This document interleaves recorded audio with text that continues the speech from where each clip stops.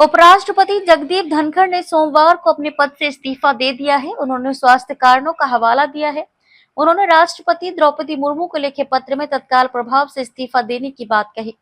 उन्होंने राष्ट्रपति मुर्मू, प्रधानमंत्री नरेंद्र मोदी और मंत्रिपरिषद को धन्यवाद दिया। उपराष्ट्रपति जगदीप धनखड़ के पैतृक गांव राजस्थान के झुंझुनू जिले के किठाना गांव के निवासियों की उनके इस्तीफे पर प्रतिक्रिया देते हुए कहा कि उनके इस्तीफे की खबर सुनकर हमें गहरा सदमा लगा।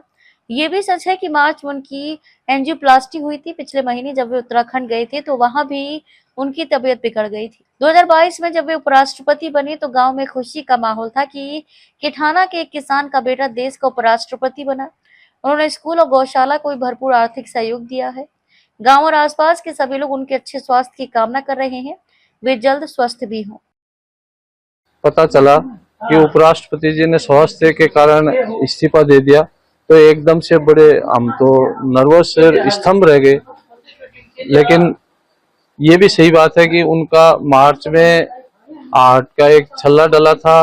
पिछले महीने उत्तराखंड गए, वहां भी उनकी तबीयत खराब हो गई थी। तो स्वास्थ्य के कारण जो इस्तीफा दिया है, लेकिन गांव में बड़ा निराशा का माहौल है आसपास इलाके में, क्योंकि हमारे तो जिस दिन 2022 में साहब उपराष्ट्रपति बने थे, गांव में इतनी खुशी का माहौल था कि विश्व के इतिहास में किठाना का एक किसान का बेटा जो देश का उपराष्ट्रपति बना है, ये गांव के लिए, आसपास इलाके के लिए बड़े गौरव की बात थी।